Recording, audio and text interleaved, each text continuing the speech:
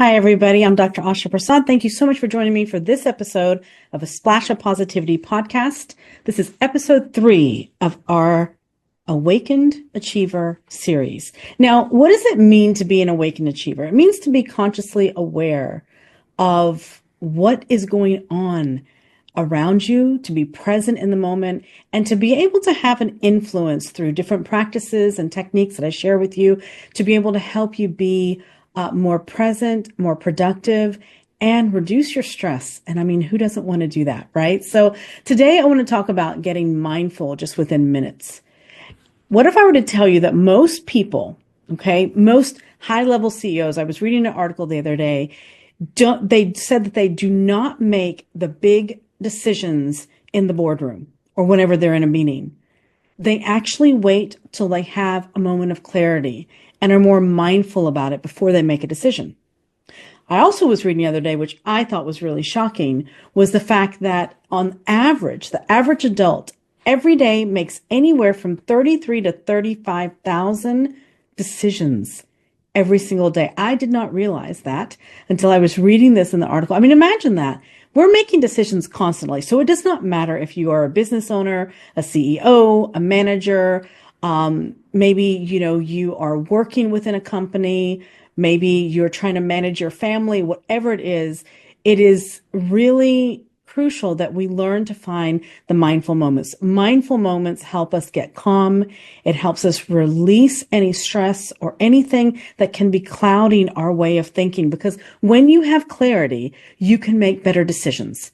When you are calm, you can make better decisions. So I'd like to share with you today some techniques that I have, that I use myself personally, but I've also shared and be able to help thousands of people with my patients and clients over the years in helping them get mindful within minutes, and it doesn't have to take hours of your day. So let's get started. Sometimes in times of not being able to make a decision, you're overwhelmed, you've got so many decisions to make, and you're just really overwhelmed. I like to look at a 3-breath reset.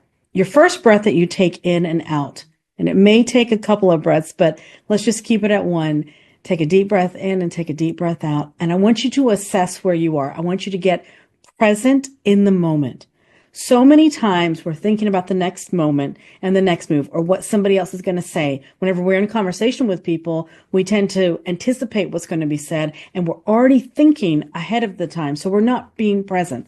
So the first breath is to reset and to get really, really present. The second breath that I want you to take is I want you to let go of anything that's not serving you. So like if you're in a meeting and you need to make a decision right here and now, whatever is going on outside of there, whatever is going on or pending on your to-do list outside of there at home or with other projects, let it go. Just let it go.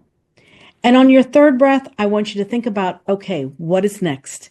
What is the next action step that I can take that makes sense? This 3-breath reset will help you get in the moment and calm yourself down right away. And like I said, sometimes it takes more than just 1 breath for each one. But if you will learn to take these moments, and it doesn't have to take a lot of time. A lot of times I will do this reset several times a day, and it only takes about 30 seconds to a minute, if even that. But doing this on a regular basis will make you much more mindful in the moment. Notice the difference of your presence and how you show up in your meetings. It's going to make a big difference. Even people around you will start to notice that. So the next thing that I would like to share with you, the next technique, is a mindful check-in, like just a mindful check-in. And it's about really figuring out, using all of your skill set. A lot of times we think to only think logically, and that logical information is the only information that is at our access. And that is so not true. So the first question that you want to ask yourself is, what does my mind say? So let's go ahead and get the logical out of the way and just make a mental note of that or jot it down if you have some time.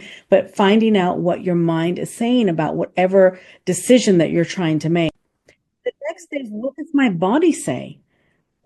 That's your intuition. Am I feeling relaxed about this decision? Am I feeling tense somewhere?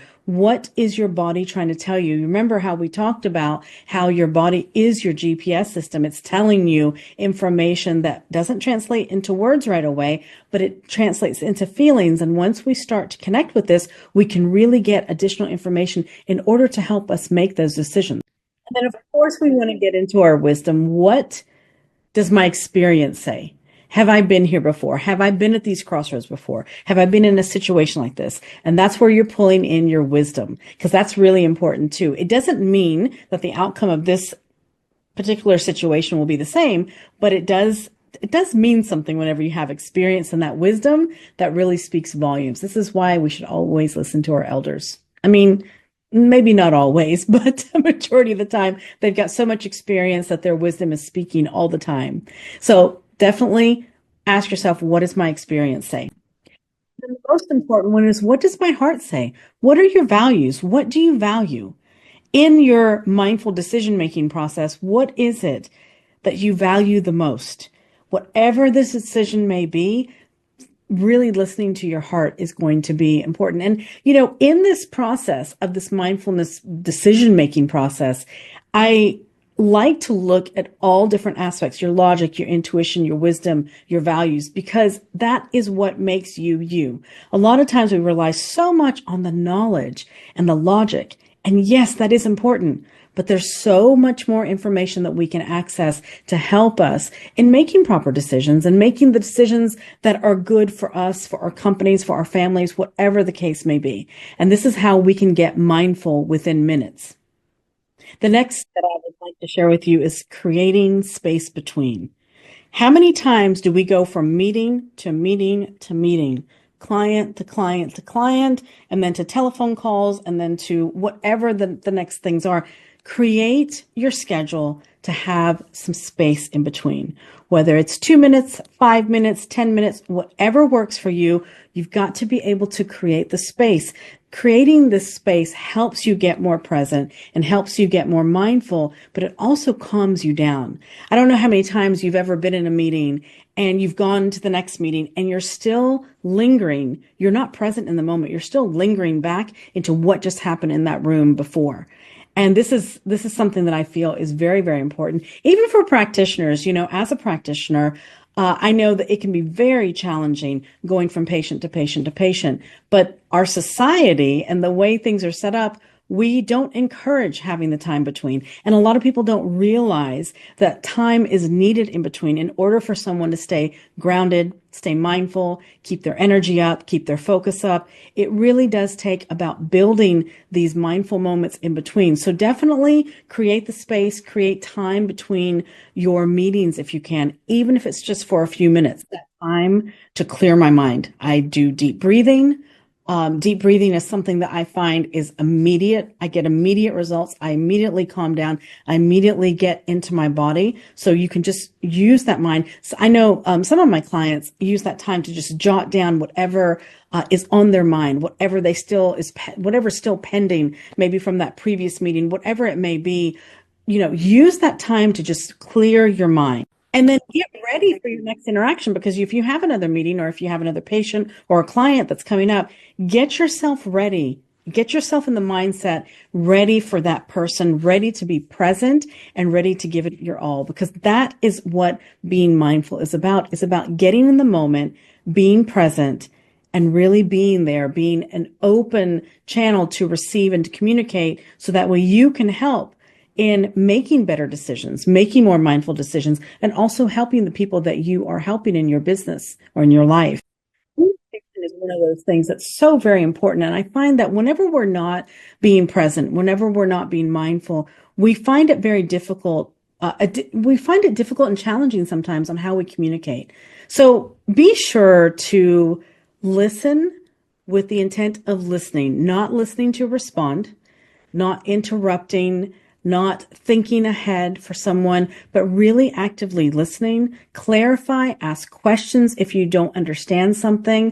Give yourself some time. That's also a technique that you can use to give yourself a moment to get into the moment and to maybe process something, is by asking more clarification questions. Don't be afraid to do this. Open communication and being able to really understand.